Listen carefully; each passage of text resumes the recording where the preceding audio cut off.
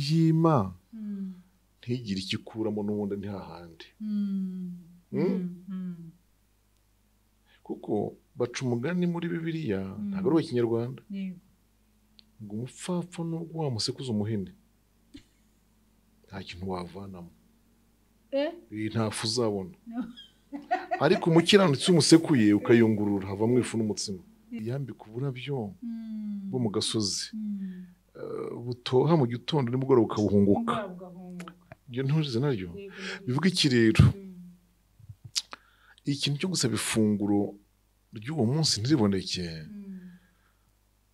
ntaho tuba twe kugihuza no kuba umuntu atabanye neza n'Imana kuko hari ijambo ngira ngo usome ikindi kandi hari ijambo Paul yigize avuga aravuga ngo bene data wo mwese dusangiye iki imibabaro wihita wumva icyo kuba cyacitse ngo uvume umunsi wavutseho ushobora kuba atari wowe wenyine ubwiriwe uyu munsi bikurura bishyire mu bitekerezo byawe ko atari wowe wenyine ubwiriwe uyu munsi kumira ihangane kuki se mu iteraniro ry'abakiranutsi wazatsindwa n'uwabwiriwe ntagwe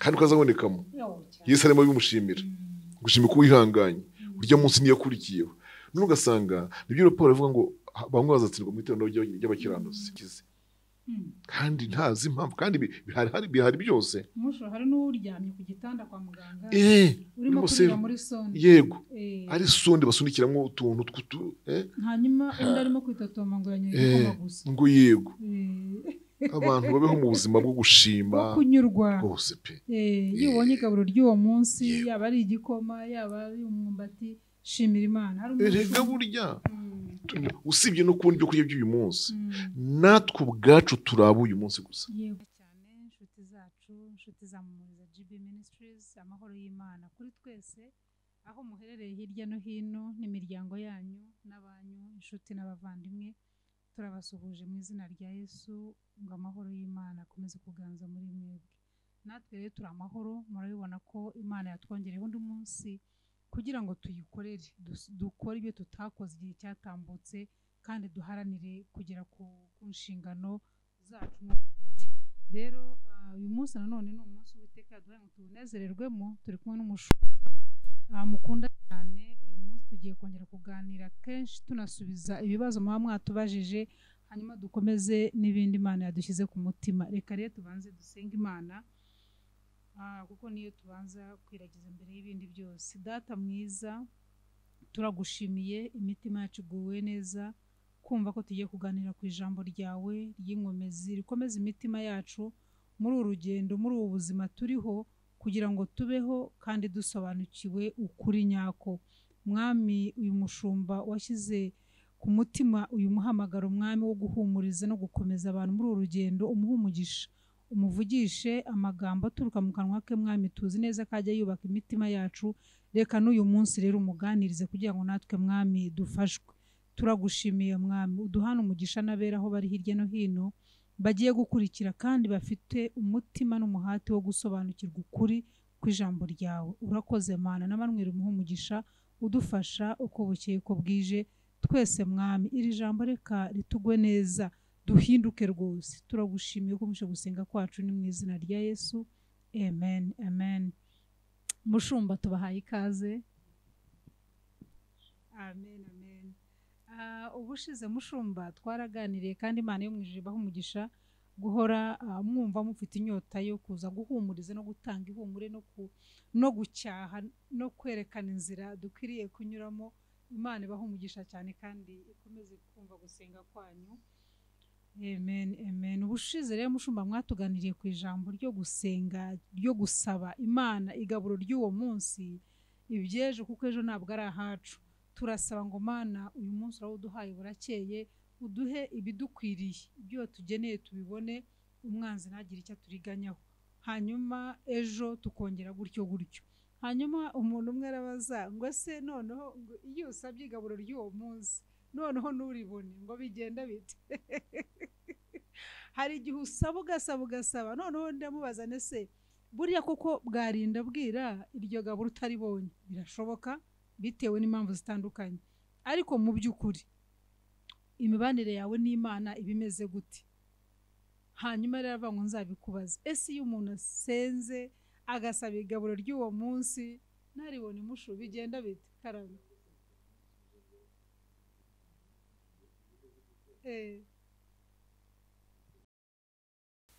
ntabwo iri jambo wamusubije ngo wareba imibanire ufitanye n'Imana rishobora kumuhagarika umutima cyangwa rikamubwira ko uburyo bwose Yesu abikorera ababanye nawe neza. Yego. Ariko ntabwo ariko biri. Yego.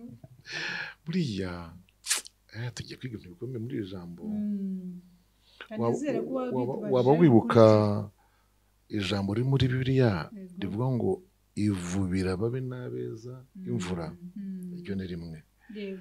Irya kabiri se rivuga ngo upfumbatura igipfunsi cyawe ugahaza kwifuza kwibibaho. Irya gatatu se rivuga ngo ntimuzi ko ibishwi bibiri bigurikuta rimwe, ngo ariko burya so wo mu ijuru niwe umenyera ibibitunga.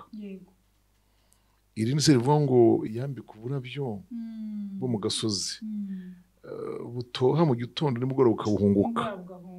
Ibyo nturize naryo bivuga iki rero? Ikintu cyo gusaba ifunguro ry'uwo munsi ntiriboneke, ntaho tuba twe kugihuza no kuba umuntu atabanye neza n'Imana. Kuko hari ijambo ngira ngo usome riri mu Gutegeka kwa kabiri. Gutegeka kwa kabiri igice cya 8 duhere ku murongo. Gutegeka kwa kabiri igice cya 8 duhere ku murongo wa 2. Kandi ujye wibuka urugendo rwose rwo mu butayu Uwiteka Imana yawe yakuyoboyemo iyi myaka uko ari 40 kugira ngo igucishe bugufi ikugerageze imenye ibyo umutima wawe yuko wakwitondera amategeko yayo cyangwa utayitondera. Komeza. Umurongo wa 3. Nuko yagucishije bugufi. Nuko yagucishije bugufi ikundira ko wicwa n'inzara, ikugaburira manu wari utazi na ba sekuruza banyu batigeze kumenya, kugira ngo ikumenyeshe yuko umuntu adatungwa n'umutsima gusa, ahubwo yuko amagambo yose ava mu kanwa k'Uwiteka ariyo amutunga. Nushaka kurekera aho ngaho. Yego. Imana kwima umuntu ibiryo kuri yo nta kintu bivuze. Kuri yo kuba umuntu atabonye ibiryo by'uyu munsi nta kintu bivuze rwose. Ubu aha ngaha rya jambo wavuze ahubwo ngo rigiye kugaruka. Uti se umuntu abanye n'Imana ati, noneho ahubwo cya kintu cyo kubana n'Imana uko umuntu abanye nayo n'uwo ari we kuri yo, aha nibwo bigiye kugira umumaro. Yego. Ni bande yima ibiryo ibagerageza? Ni bande ibyima ntigire ikikuramo n'ubundi ntihahandi? Kuko baca umugani muri Bibiliya, ntabwo ari uw'Ikinyarwanda, ngo umupfapfa nubwo wamusekuza umuhini nta kintu wavanamo, nta fu uzabona. Ariko umukiranutsi umusekuye ukayungurura havamo ifu n'umutsima. Yego. Uwiteka urumva abantu, Imana ifite abantu b'uburyo bubiri. Ifite abantu nk'abantu n'abantu nk'abana. Nta kindi gihe twigeze kubyigaho. Oya, nabyutse ntabwo. Noneho rero buriya uko wumve dufite turimo abantu babiri, ifitemo abantu abo bitwa abana, ikintu cyose kibabayeho kibabaho mu nyungu zayo. Abitwa abana. nubwo cyaba ari kibi, nubwo cyaba icyago, nubwo cyaba iyo nzara, biba ari inyungu z'Imana. Kuko wumvise ko hari ahantu havuze ngo haleluya, nagukundiye ko ibuka urugendo nakurindiyemo iyi myaka yose uko ingana. Buriya kiriya gitabo cy'Ubutegeko bwa kabiri ni igitabo mu by'ukuri gisoza urugendo rw'Abisiraheli, cyateguraga abantu kwinjira muri Kanani. None Imana yari mwibibutsa urugendo rwose bagenze, iti ngaho nimwibukiye mu myaka yose nabarinzemo. Cyokora icyo nanjye nzi nk'Uwiteka, nzi ko nabicisha inzara, icyo ndakizi rwose. Nemeye nkunda ko ndabyemera wicwa n'inzara, nkugaburira manu wari utazi na ba sokuruza banyu batigeze kumenya. Ariko byose nabikoreye kugira ngo nkugerageze, menye ibyahehe ibyo mu mutima wawe, yuko wakwitondera amategeko yanjye cyangwa se utayitondera. Mu rindi jambo ndashaka gusubiza uyu muvandimwe, nubona wasabye ibyo kurya by'uyu munsi ntibizi, ntubibone, icya mbere uramenye ntutuke Uwiteka, kuko uwo munsi wajyanye ibyawo. Hari igihe nubihagararamo neza, ejo izaguha n'igihe kirekire. Icya kabiri, ntiwibe, kwiba rwose ibyo kwiba. Icya gatatu, nturiganye. Buriya kwiba no kuriganya biratandukanye. Ntutuke Imana, ntiwibe, nturiganye. Yego. Ubwo mu kuriganya harimo kwikopesha, umuwa ukakujyana kwikopesha, ngo nuko ufite umubutisiye uri gukopa w'inshuti yawe, kandi ubizi neza ku bwishyu bizakura kubona. Birangije n'uburiganya burya. Kwikopesha utazi aho uzavana ubwishyu, nabwo n'uburiganya. Oya, nabwo n'uburiganya. Kuki utibwira yuko iryo shuri ryawe rishobora gukomeza rikaba rirerire? Nisi niba rirerire, niba rirerire, urangura azaranguza iki? Icyo ni kibi cyane ku muntu w'Imana, ku mwana w'Imana ugeragezwa n'ubukene n'inzara, ugasanga arimo arashaka kwicira inzira yikopesha aguza. Ni bibi cyane, kuko bituma rya shuri ry'inzara n'ubukene rijya kurangira utagifite ubuhamya bwiza, rijya kurangira utagifite reputation nziza, credibility yawe yarangiritse. Rero urasabwa mwene data kujya wihanganira iyo nzara y'uwo munsi, kandi igiye ifata nk'uwo munsi nyine, ugira ibyiringiro by'ejo, wizere ko ejo bizakunda uzarya. Urumva, icyo ngicyo ni Yesu wagitegetse gutyo, ngo nimusaba mujye musaba iby'uyu munsi. Twarabisobanuye bihagije tuvuga impamvu y'iby'uwo munsi, ntabwo tubisubiramo rero. Hanyuma ikindi nafashishije uyu muvandimwe, soma ba Filipi igice cya 4 umurongo waho wa 12. Aba Filipi igice cya 4 umurongo wa 12. Umurongo wa 12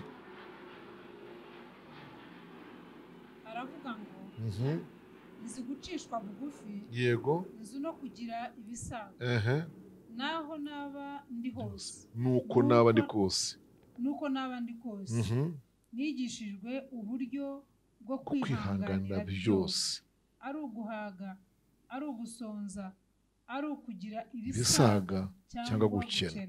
Nshobozwa byose na Kristo umw'imbaraga. Mu by'ukuri mushiki wanjye Goreti, aha hantu havuga amagambo abiri. Guhaga byo babyihanganira bate?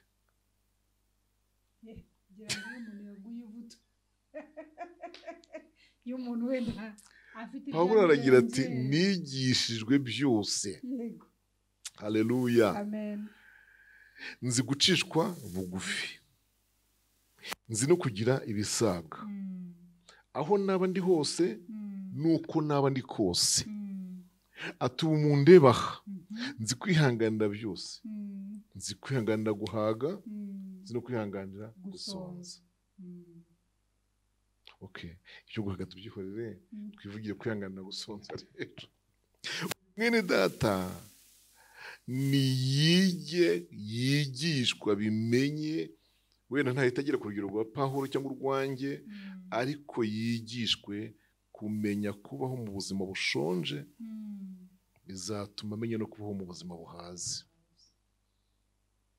Ariko mushu ukiri aha ngaho ngaho uzi ko hari igihe umuntu aba mu buzima bushonje yego noneho yazahaga musho bikaba ari ibindi nabe yanagirira neza n'ushonje nujya wumva abantu bita ngo yego iyo rero ni imyanzuro mibi abantu bafata mu kigeragezo. Iyo myanzuro mibi abenshi bayifatishwa n'ijambo nigeze kuvuga niba arahasi imbizi. Umuntu yaba yararwaje kwa muganga ntasurwe akagira ngo abantu bose baramwanga, naho kumbe ni Imana yagira ngo abura abantu aboneyo. Ariko umuntu ntabimenye.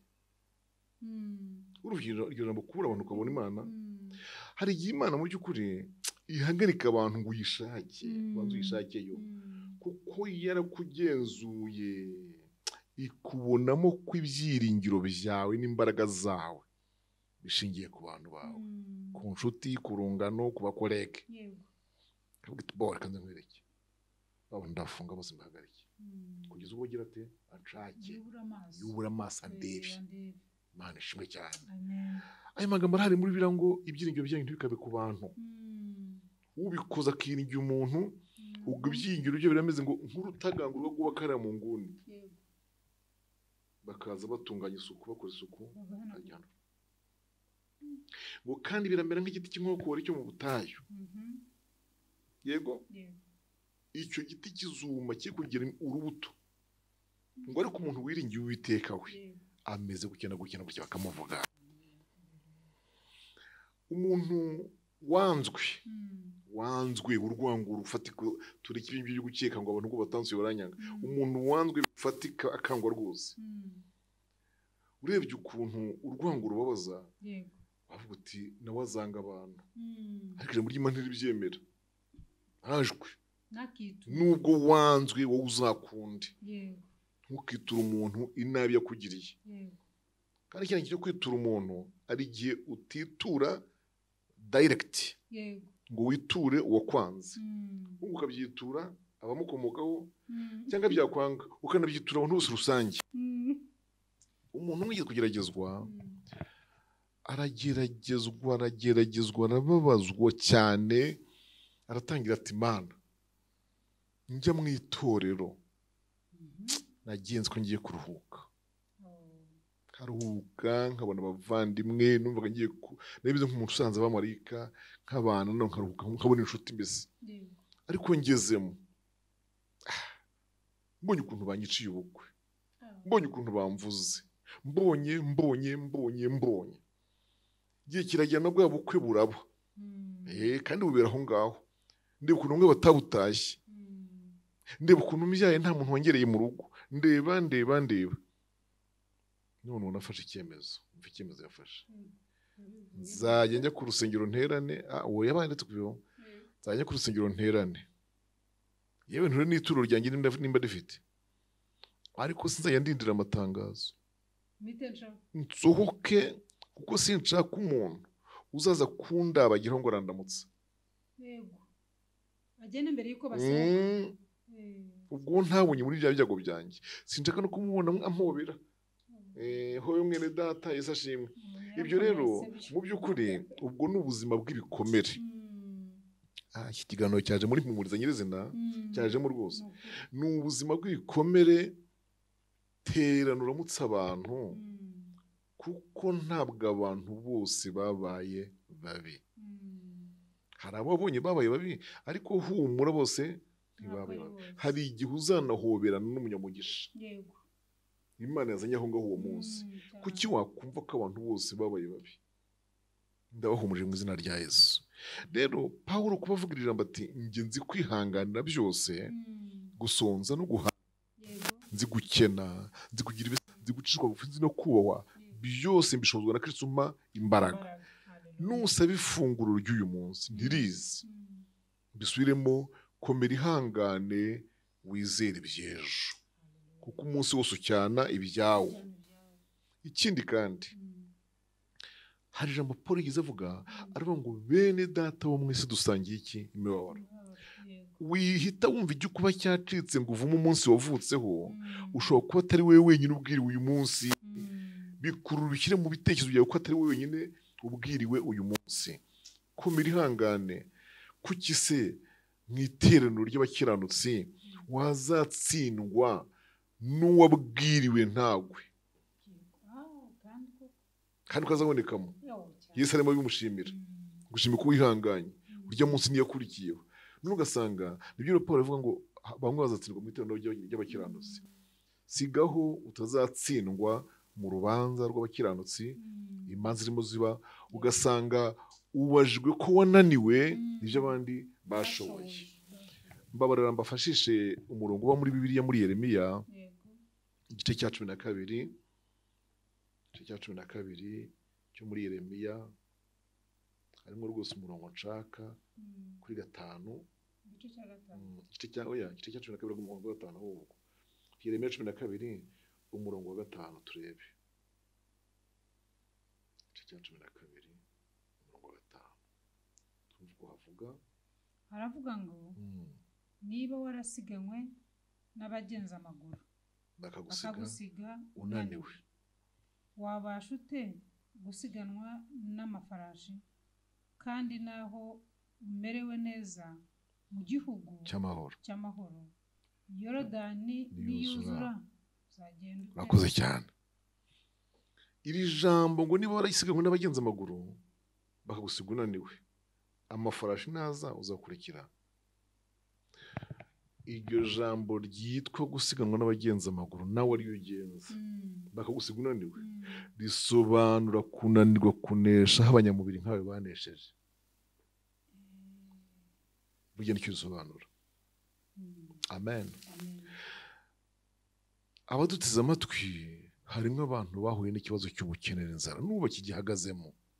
Ibyo rwose ndabizi, ariko komera, kuko hari abandi bantu bari muri iyo situwasiyo barimo y'ubukene n'inzara kandi ntibavunye umunsi bavutseho, ntibaretse Uwiteka, ntibaguye. Hari abantu bapfushije ubukwe nkawe, barihangana ntibishingira, ntibajya gukora ibyaha by'ubusambanyi. Ariko uzi ko umuntu upfusha ubukwe 2 3 agahita avuga ngo niba ryo ngibyo ngo ngiye gushaka kuntera inda ngo mbyare umwana gusa ngumwe nguma aho ngaho. Ugasanga umuntu afite icyemezo, ntimugafate icyemezo gikiranirwa, kuko burya ibyo urimo kunyuramo hari undi muntu urimo kubinyuramo kandi abihagazemo neza. Ubu rero azagutsindisha kuri wa munsi. Yesu abafashe bene data, mujye mukomera mu rugamba nk'urwo ngurwo, ntago bihoraho. Jyewe uyu mureba, Imana imaze kumpamagara, ni naho nsoza kuri urwo buhamya bugufiya. Imana imaze kumpamagara kuyikorera, yankuye iwacu ku ivuko, mu biryo byinshi, mu buzima bwiza, mu mata y'inka menshi, rwose ntacyo tubuze. Irampamagara maze irambwira ngo ndashaka kugukoresha muri uyu mujyi wa Kigali. Kuva 1980 nari nkurimo, muvugamo ubutumwa ngenda n'amaguru, ibirenge, nta rukweto, nta rukweto. Agakweto mfite ni akakweto Imana yampaye ngiye kubatizwa. Ako gakweto kagira ubwo kapfumuka, kakajya kavumba ibintu by'imicanga n'ibiziba byose bikinjiramo, bimfumura amano n'ibirenge. Narababaye. Icyo gihe taxi zari nkeya, bazitegeraga agaceri ka 20, ako nkakabura. Ikiro cy'ibirayi cyari 12, icy'ibitoki ari nka 5 cyangwa 8. Ariko pe naraburaye. Donc nasonzeye muri uyu mujyi nkorera Imana, musonzeramo iminsi 7 n'amajoro 7 bigize icyumweru. Byashoboraga kurangira ntarasamira ikintu kiribwa, kandi Imana igakomeza kuntuma, kantuma.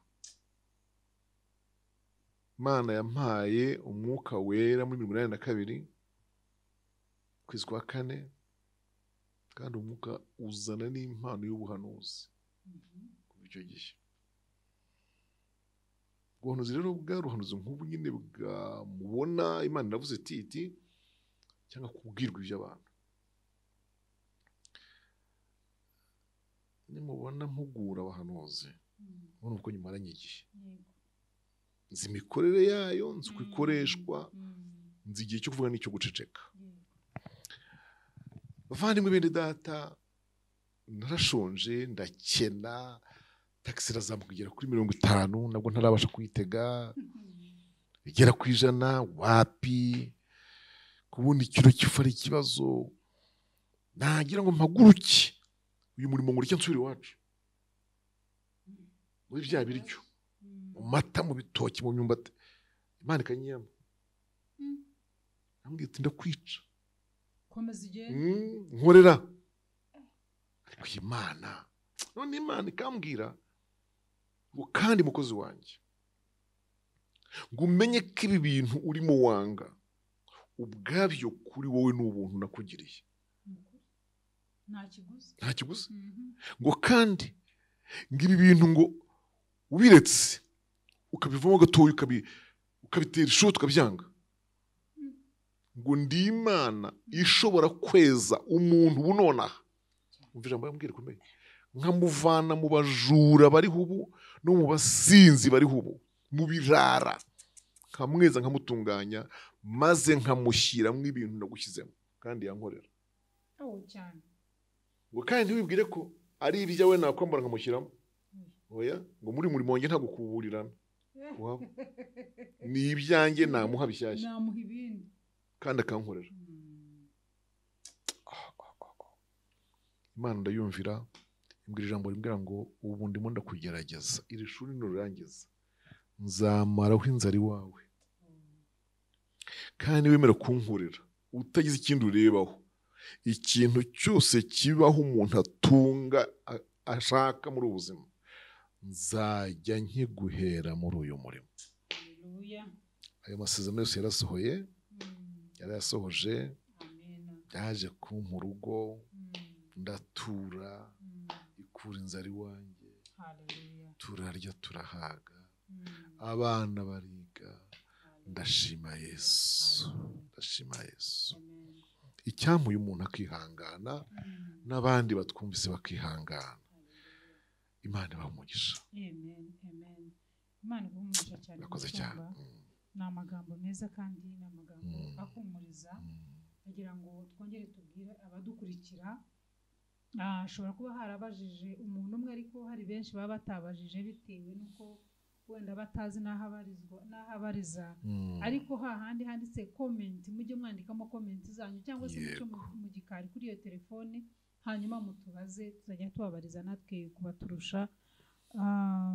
Ese mushiki wacu Gorete, ubona uyu muntu wabajije gutya, kimwe n'abandi babyumviyeho batabajije, ariko asa naho yabarije. Ubu nshobora kubabaza ngo mbese ibiryo bihari ndetse byinshi bitari ibya none gusa, ntushobora kubwirirwa. Wabwirirwa wabiretse ngo usenge, wabwirirwa wabuze uko ubirya, wabwirirwa byakunaniye urwaye. Uburyo ukora bitatu urashoboka kubwirwa kandi ibiryo bihari.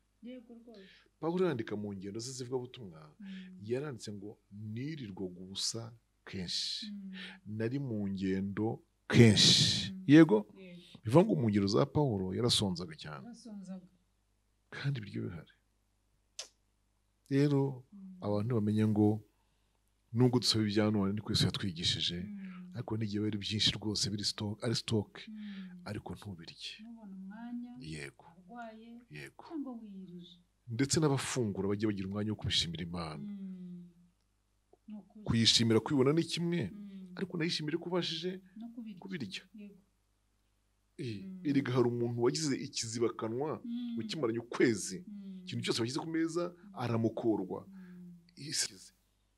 kandi ntazi impamvu, kandi bihari byose. Hari n'uryamye ku gitanda kwa muganga, urimo kurira muri sonde. Yego, ari sonde basunikiramo utuntu hanyuma undi arimo kwitotoma ngo yanyoye igikoma gusa. Ngo yego. abantu babeho mu buzima bwo gushima kunyurwa rwose pe. iyo ubonye igaburo ry'uwo munsi yaba ari igikoma yaba ari umwumbati shimira Imana. Erega burya usibye no kubona ibyo kurya by'uyu munsi natwe ubwacu turaba uyu munsi gusa, niko birivuga, natwe ubwacu turaba uyu munsi gusa, ibyacu si ibyacu. Imana ibaruhisha. Waruvuga ngo hari umushumba ngo yize gute? Yego, hari umushumba wigeze kwigisha, aravuga ngo yigisha ku ijambo ryo gushima. Aravuga ngo niba utashimye Imana yuko waryamye ukabyuka ukegura amaguru ku gitanda ukayashyira hasi, numve mu mutima hakubwiye ngo ubanze ushime Imana kuri icyo. Ese Imana niguhereza ya modoka ikuraje ijoro ugira ngo uzashima. Hanyuma aravuga ngo niba washoboye kujya ku meza noneho ugafata ifurusheti ukabasha kwitamika akaboko kakigora ukitamika ugatapfuna ukamira, niba udashimye Imana yuko washoboye guterura ifurusheti ku giti cyawe ugashyira mu kanwa ukumva urimo gutapfuna, siko babyita, noneho ukumva nanone uranamize, niba ako kantu utajya ugatekereza urinda shima. Aravuga ati niba iki kintu utagitekereza cyonyine ese uzamenya gushima Imana yo kubakira etaje urimo gushaka. Tubanze dushima mu buntu butoya busa nkaho butari ntacyo bumaze, tworoshye tworoshye, uzamenya no gushima ku binini. Yego niba tudashimye ko twabonye igikoma ntabwo tuzamenya gushima no tubona inyama n'ibitoki. Yego n'amafi byose. Ariko tunyurwa n'iryo gaburo ry'uwo munsi. Uwo mushumba yaranyubatse cyane no kujya kuri uyu munsi ndacyamutangaho ubuhamya kandi yaranutse nakiriho. Rero abadukurikira Imana ibaha umugisha cyane kandi bagirire neza, twige kunyurwa, twige gushima Imana muri bike no muri byinshi. Paulo yaravuze ngo ibaze no muri byinshi, noneho uribaza ngo ese no muri byinshi ni ibihe? Ahaze ese wahaga kingana iki uburyo wumva yuko unyuzwe nabyo. Hari abagwa ivutu bagatukana bakarwana bagasinda basinze ibiryo mushu batananyoye, ariko twige muri ibyo ngibyo nabyo tugira ute tumenye kubishimiramo Imana. Rero Imana ibaha umugisha kandi turashimiye abatubaza ibibazo, mujye mwongera mutwe kugira ngo tuze twongere tubyigeho. Ubu ndimo kongera kumva mfashwa n'ibyo yatubwiye mu gihe cyatambutse. Rero mushumba turimo turasoza, reka mbasabe mu basengera umugisha, tubasengere kugira ngo amaso ahumuke y'umutima dushobore gusobanukirwa neza icyo ijambo ry'Imana riba ritubwira. Yesu abaho umugisha cyane. Akoze cyane. Mbere yuko dusenga hari urugero Yesu yatanze nyine aduhera urugero ku nyoni. Navuze dutangira ku nyoni, aravuga ngo ntizibiba, ntizirima, ntizihunika, ntizisarura, ati kandi si uwo mu ijuru azimenya ibizikwiriye. Ariko buriya igihe nzireba ibaza ahantu zirara, cyane cyane mu gihe cy'imvura. Ariko wari uzi ko iyo zigiye kurya n'imyaka twahinze tuzikabukira, ntabwo wabibonye nawe? Ndabizi. Mu muceri bashyizeho abarinzi bashyiraho inzogera n'amadebe yo kuvuza hose, kandi mu by'ukuri aruza mu by'ukuvana igitungo. Noneho kera ndabyibuka zanaje ku igosorera iwacu, abyumvise barazitega n'intara, kandi burya intara ifata inyoni. Baragiye begeka intara gutya, intara y'igosora urabona uko yigeze gutya, bayitegesha agati gutya, hagati bayitegesheje bagazirikaho umugozi, noneho umuntu uwo mugozi arawujyana awushyira nk'inyuma hariya yiyicarirayo. Ariko kureba ko zaje ziraza aho hantu bahagosoraga umuceri, bahagosorera amasaka, bagosora byose, zirimo zirashishikaye, ndetse naho bamena n'ibivuzo by'umusururu bimwe biba byarashaje, kandi mu by'ukuri aho hantu ubona ko rwose inyoni zagombye kuba byuhira. Yagize acyacunga ahita akurura akagati, ya ntara igwira inyoni, zimwe irazica zigumamo hasi aho ngaho, aje apfunduye zimwe akazikubita. Amana nkubwire, aha hantu abantu bakwiye kuhigira. Inyoni ntitumenya ngo zugama he mu gihe cy'imvura, ntitumenya ngo zatoraguye iki, kandi twe mu ngo zacu tuba twakubuye, twashyize mu mufuka w'ibishingwe cyangwa mu kintu cy'ibishingwe, ya modoka ishinga ibishingwe ikazagira itwara. kandi mu by'ukuri niho zagombye guhagira nazo zikabaho. Reka tubyite gutyo.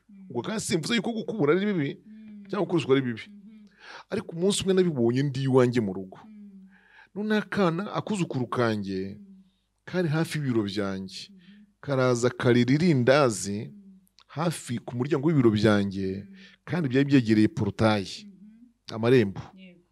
None uko karya irindazi rirafungagurika, amafufu yaryo agenda atakara hasi. Ntabwo namenye niba zireba gute, niba zihamaga, niba zihumurirwa. Mbona iraje zayo zose, ziratora zishimye. Ikintu cyantangaje ni ukuntu byanyeretse ko izaje mbere zishobora kuba zari umuryango. Sinzi ukuntu rero haje itazivukamo. Intambara irarota. Izi nyoni zigiye gupfa iki koko? Ngewe ziri mu kurya iwanjye sinzi kabukiye. None yahageze mbere n'utwana twayo, haje indi bidafitanye isano, irayiyamye, ikayivuduka rikagenda, ikayirukana. Kandi zayo zikamenya ko yirukanye nk'umwanzi, reka tubyite gutyo, ikagaruka zikongera zikarya. Ya yindi nayo ntijye kure, igacunga ikaza, igahuza akantu. Ndabireba, haleluya. Yemwe abatutse amatwi mwe, nahise mvuga ngo ariko ubu ndashaka kumva iyo process. Uyu muntu agurira umwana irindazi, umwana ntaririre mu nzu, ntaririre he mu nzu, akaririra hanze rikavungagurika. Buriya Imana yari kuri gahunda yo kugaburira izi nyoni kweri. Itambuzana rya jambo ngo ntimukiganyire, ni ibi bishwi bibiri. Erega niyo byari ibishwi, ndabyibutse, nazo zari ibishwi, zazi zitwa ibishwi. Niba so wo mu ijuru azimiye uzitunga, Yesu yasoje avuga ngo mwaba afite kwizera mu kimwe, ntimuruta ibishwi byinshi. Haleluya. Byinshi ahubwo Yesu ngo ntimuruta ibishwi byinshi. Rero inshuti zanjye, nimugirire icyizere, kandi abaye bagerageresheje kuri uyu munsi, mwihangane, muhumure, siko bizahora.